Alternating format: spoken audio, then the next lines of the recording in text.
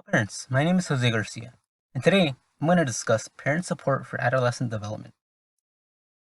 First and foremost, what is adolescence? Well, according to Lawrence Steinberg, adolescence is a period of transitions, which include biological, psychological, social, and economic changes. So the biological aspect includes the onset of puberty, which is the sexual reproduction stages and maturation of the children into adults. The psychological aspect includes cognitive and emotional aspects. The emotional is the beginning of detachment from parents and more reliance on themselves.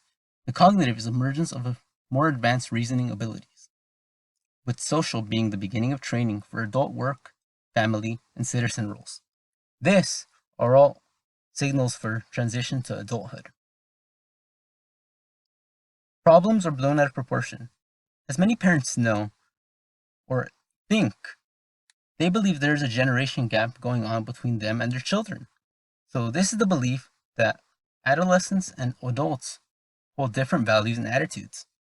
However, this is not the case.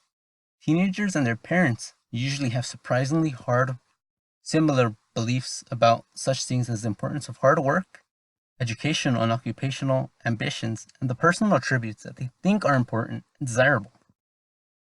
So when it comes down to the basic core values concerning religion, work ethic, education, and diversity within the adolescent population, there's not that many differences at all. Many of the similarities come from the same and are the same as the parents. Problem number 2, arguments. So as many parents know, they argue with their adolescent or teenagers. Now, are they big issues? Or really are they minor issues? Well, parents and teenagers don't typically argue over big issues. So what do they fight about? Well, these arguments are more minor than they might actually think. They could include things like curfew, leisure time activities, clothing, and cleanliness of bedrooms. The major source of disagreement in families with teenagers, for at least as long as people have been doing research, is that conflict between adolescents and parents over these matters is less frequent because most of the things happen and are blown out of proportion by the parents themselves. Now, I'm not trying to say that the parents are wrong, but what I'm trying to say is sometimes things get blown out of proportion when they shouldn't be. Number 3, rebellious actions. This stems from arguments, and many parents believe that their adolescent is being rebellious just for the sake of being rebellious. However, this isn't true either.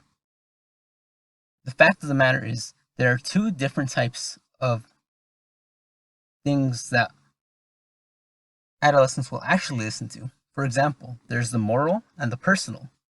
If you ask an adolescent as a parent, would you cheat on a school test? They're most likely going to say no.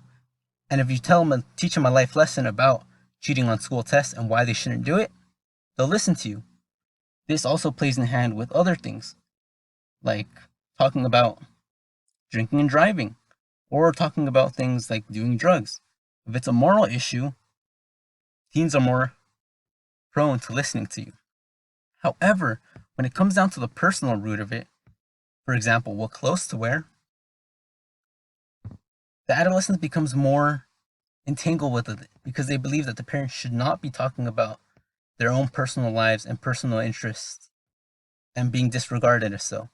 So parents, please, if you're going to talk to your kids about the moral and personal, don't get them mixed up and let your children express themselves in the way that they can, depending on the clothing they wear. However, if you see something that is wrong with the clothing they're wearing, don't try to force them to wear something else because most of the time it's going to be blown out of proportion. So as you can see in the pictures, here's an example of how parents and adolescents would look like if they're arguing amongst themselves. So now, what can parents do? There's 4 different parenting styles that exist. There's authoritative, which is responsive and demanding, authoritarian, which is very demanding, but not really responsive, permissive, which is very responsive, but not at all demanding, uninvolved, which is neither demanding or responsive. So what does this mean? Well, authoritative is warm and firm. They set standards for conduct, form expectations consistent with children's needs and capabilities.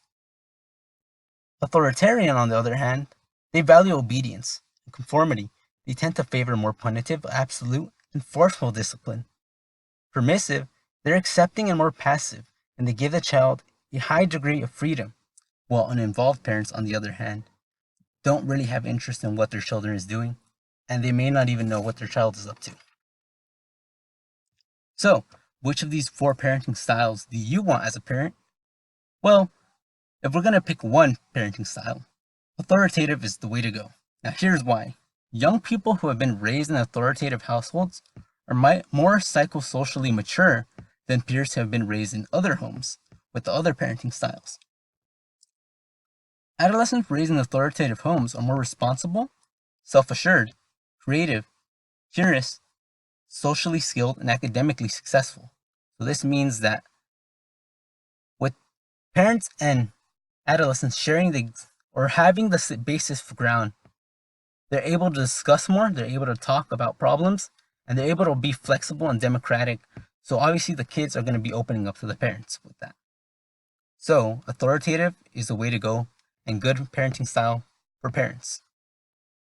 So strategies, what are other strategies that you can come up with or do that'll help your adolescent child?